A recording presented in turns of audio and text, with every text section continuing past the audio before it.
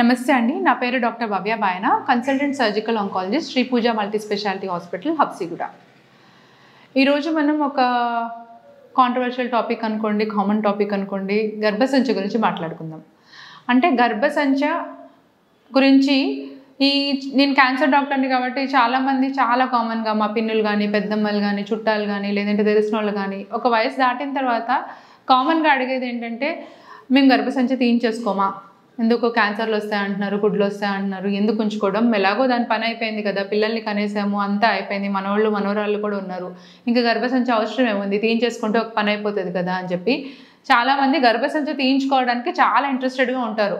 ఒక 40 years దాటిన మహిళల్ని ఎవరిని చూసినా సరే అయిపోయింది కదా దీని పని, ఎందుకు ఇది ఉండడం, టైం వేస్ట్ తీసేద్దాం అన్నట్టు ఉంటారు. సో ఫస్ట్ అసలు దీని గురించి నేను ఏం అడ్వైజ్ ఇవ్వాలి అనుకుంటున్నాను దాన్ని చెప్పాలంటే, అసలు మీకు గర్భసంచి యొక్క పని ఏంటి అనేది అందరికీ తెలిసే ఉంటుంది. కామన్గా ఆబ్వియస్లీ గర్భసంచి అన్న వెంటనే మీరందరూ ఏంటి, పిల్లలు కనడానికి గర్భసంచ, అది ఎక్కడ ఉంటుంది, పెల్విస్లో ఉంటుంది కింద.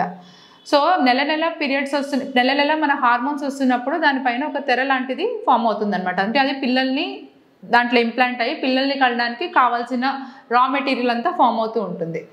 పీరియడ్స్ అయినాయి, మీరు ఈ మంత్ కన్సీవ్ అవ్వలేదు, సో అది పీరియడ్స్ కింద బయటకు వచ్చేస్తుంది. మేము దాన్ని కొంత వీపింగ్ ఆఫ్ యూట్రస్ అని కూడా అంటాం. వీపింగ్ ఆఫ్ ఊమ్ అంటే గర్భసంచి పిల్లలు కాలేదని ఏడుస్తుంది, రక్తం రూపంలో బయటకు వస్తుంది అని కూడా అంటాం. సో దీని తర్వాత ఏమవుతుంది, మళ్ళీ ఒక 5 days బ్లీడింగ్ అవుతుంది. ఆల్రెడీ లాస్ట్ మంత్ ఏదైతే రా మెటీరియల్ గ్రౌండ్ ప్రిపేర్ చేసుకొని ఉందో పిల్లల కోసం అదంతా పోయింది. మళ్ళీ ఏం చేస్తుంది, ఫ్రెష్గా మళ్ళీ కొత్త లేయర్ ఫామ్ చేసుకొని స్టార్ట్ చేస్తుంది. మళ్ళీ ఈ మంత్ అన్న ప్రెగ్నెంట్ అవుతానేమో అని గర్భసంచి మళ్ళీ ప్రిపేర్ అవుతూ ఉంటుంది. ఈ పని ఆల్మోస్ట్ చాలా సంవత్సరాలు జరుగుతూనే ఉంటుంది. మీకు పిల్లలు పుడతారు, కానీ మీ గుడ్లు ఉంటాయి కదా పక్కన, గర్భసంచికి అతుక్కొని గుడ్లు ఉంటాయి 2, అటొకటి ఇటొకటి. ఎవ్రీ మంత్ ఇది హార్మోన్స్ రిలీజ్ చేస్తూ ఉంటాయి. ఆ హార్మోన్స్ నెల మొదట్లో ఒకలా ఉంటుంది, 14 రోజులకు ఒకలా ఉంటుంది, 28 days. ఆ హార్మోన్స్ అనేది అప్స్ డౌన్స్ అవుతూ ఉంటాయి.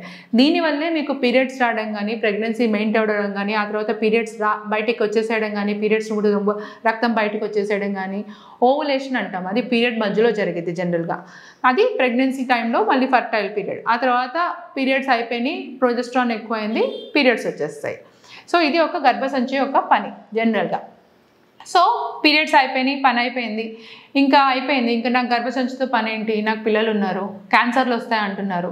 ఇంకా కొన్నిసార్లు ఏమంటే 35 సంవత్సరాలు ఇలా చాలామందికి ఫైబ్రాయిడ్స్ అంటారు, యూట్రస్లో ఫైబ్రాయిడ్స్ రావడం కామన్. కొంతమంది కొంచెం బ్లీడింగ్ అవుతుంది, ఎక్సెసివ్గా బ్లీడింగ్ అవుతుంది అంటారు, తెల్లబట్ట అవుతుంది అంటారు, పొత్తి కడుపులో నొప్పి, నడు నొప్పి అంటారు.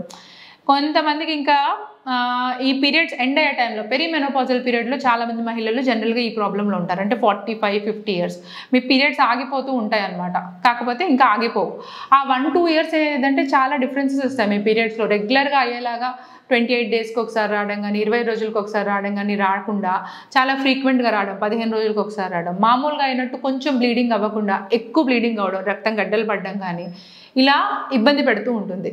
ఈ ఇబ్బంది పెట్టే టైంలో మేము కూడా మిమ్మల్ని ఇబ్బంది పెడతాం. ఇంకా ఇలా అయింది, సరే టెస్టులు చేయించుకోండి, డిఎన్సీ చేయించుకోండి, అల్ట్రాసౌండ్ చేయించుకోండి, సరే ఈ మంత్ ఏం లేదు మీకు బాగానే ఉంది, మళ్ళీ నెక్స్ట్ మంత్ రండి, మళ్ళీ ఇవన్నీ చేయించుకోండి, ఇవన్నీ మేము చెప్తాము. మీకు ఒక నెల అయిన తర్వాత నెక్స్ట్ మంత్ అనిపిస్తుంది, ఎందుకు ఇన్ని టెస్టులు చేయించుకోవడం, అసలు ఈ డాక్టర్ల చుట్టూ తిరగడం ఎందుకు, టైం వేస్ట్ ఎందుకు, అల్ట్రాసౌండ్లు ఎందుకు, దానివల్ల గర్భసంచి తీయించేసుకుంటే పోలేదు.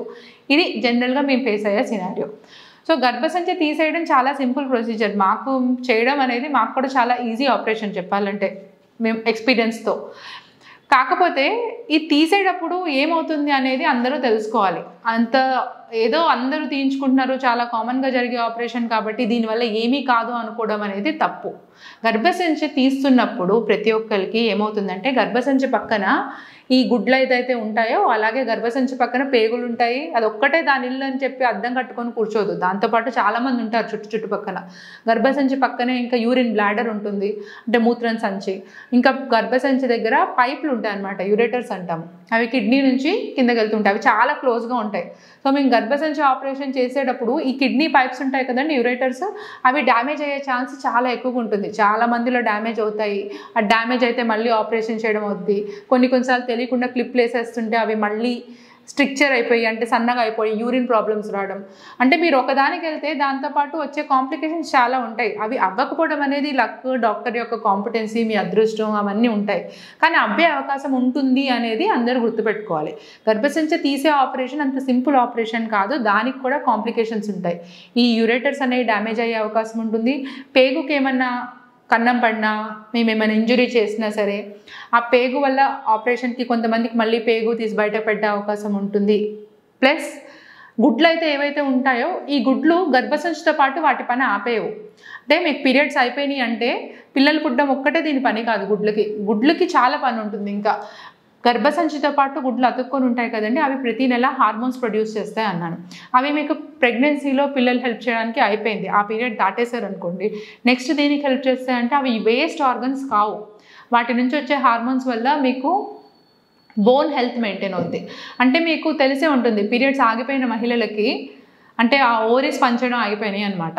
ఆ మెనోపాజ్ ఆ మహిళలకు ఏమైందంటే హాట్ ఫ్లషెస్ అంటారు, సడన్గా వేడిగా చెమటలు పట్టేయడం కానీ, లేదంటే మూడ్ స్వింగ్స్, చాలా చిరాగ్గా, డిప్రెషన్, కోపం, వాళ్ళు ఆ పీరియడ్లో చాలా డిఫరెంట్గా ఉంటారు. మీరు మీ మదర్స్ని కానీ ఇంట్లో ఎవరైనా పెద్దోళ్ళని నోటీస్ చేస్తుంటే ఆ పెరిమెనోపాజల్ పీరియడ్స్ అయిపోయిన 1-2 ఇయర్స్ చాలా డిఫరెంట్గా ఉంటారు. మూడ్ స్వింగ్స్ కూడా ఉంటాయి, కోపం ఎక్కువ ఉంటుంది, అగ్రెసివ్గా ఉంటారు, చిన్న విషయాలకి చిరాకు పడడం, డిప్రెషన్, ఇవన్నీ జరుగుతూ ఉంటాయి. అది కాకుండా హార్ట్ హెల్త్ అంటే ఎంతవరకు అయితే ఈ హార్మోన్స్ పనిచేసి ఈస్ట్రోజన్ రిలీజ్ అవుతుంది అంటే మీ హార్ట్ని కూడా ప్రొటెక్ట్ చేస్తూ ఉంటుంది. అందుకనే ఆడవాళ్ళకి ఆ పీరియడ్స్ అయ్యే టైం వరకు మీకు హార్ట్ అటాక్స్ ఛాన్సెస్ తక్కువ. మీ హార్ట్ని ఆల్రెడీ మీ ఓవరీస్ ప్రొటెక్ట్ చేస్తూ ఉంటాయి, మీ ఎముకల్ని కూడా ప్రొటెక్ట్ చేస్తుంది, ఎముకని స్ట్రెంగ్త్ ఎక్కువగా ఉంచుద్ది. ఆ ఎముకలు ఏంటి, ఊరికనే పడిపోతాం. ఈ పీరియడ్స్ అయిపోయిన వాళ్ళు, మెనోపాజ్ అయిపోయిన తర్వాత వాళ్ళు ఊరికనే బాత్రూంలో పడతారు, పడిన వెంటనే ఏదో ఒక ఎముక ఇరిగిద్ది. జనరల్గా హిప్ బోన్ ఇరగడం కానీ, కాలి బోన్ ఇరగడం కానీ, ఇవన్నీ ఎందుకు జరుగుతాయంటే మీ ఓవరీస్ యొక్క హార్మోన్స్ రిలీజ్ కాకపోవడం వల్ల జరుగుతాయి. జనరల్గా గర్భసంచి ఆపరేషన్లు చేస్తున్నప్పుడు ఏం చేస్తామంటే, మీకు మెనోపాజ్ రాలేదు, 40 సంవత్సరాల కంటే తక్కువ ఉంది, 45 సంవత్సరాలు మన మహిళ అనుకోండి, కుదిరినంత మటుకు అవసరం లేదు అంటే ఆ గుడ్లని తీయకుండా ఉంచేస్తాము. గర్భసంచి తీసినా సరే గుడ్లని పక్కకు ప్రిజర్వ్ చేసుకుంటాం, దానికి వేరేగా రక్తం సప్లై ఉంటుంది. సో దాన్ని పక్కన పెట్టుకొని గర్భసంచి మట్టుకే తీస్తాం. ఎందుకంటే గుడ్డు అంత చాలా ఇంపార్టెంట్, అది పనిచేసేంత వరకు దాన్ని పనిచేయనివ్వాలి. అది పనిచేస్తే చాలా బెనిఫిట్స్ ఉంటాయి మహిళకి. సరే, ఈ ఆపరేషన్ ఇక్కడితో అయిపోయింది, మేము గుడ్లు తీయలేదు, గర్భసంచి మట్టుకే తీసాము. కొన్నిసార్లు ఏమైందంటే గర్భసంచి ఆపరేషన్ చేసేటప్పుడు ఈ గుడ్లు ఒక రక్తం సప్లైకి మేము తెలియకుండా ఇంజురీ కాజ్ చేయొచ్చు. ఆర్ ఏదన్నా మనం ముట్టుకున్నాం అనుకోండి, దానికి ఒక రియాక్షన్ ఉంటుంది. సో ఈ గుడ్లకు వచ్చే రక్తం సప్లైలో ఏంటంటే రక్తం గడ్డలు ఫామ్ అయ్యే అవకాశం ఉంటుంది. అంటే మేము గుడ్లు కంటితో ఉంచాము అనుకుంటాము, పని చేస్తాయి అనుకుంటాము, కానీ ఆపరేషన్ తర్వాత పని చేయవు, వాటి న్యాచురల్గా చేయాల్సిన పని చేయవు. అంటే అది ప్రిమెచ్యూర్గా మెనోపాజ్ అయిపోతుంది. మేము గుడ్లు ఉన్నాయంటాం కానీ మీకు ఆ బెనిఫిట్స్ అనేవి తగ్గిపోతాయి. ఇది అనవసరంగా చేసుకోకూడదు.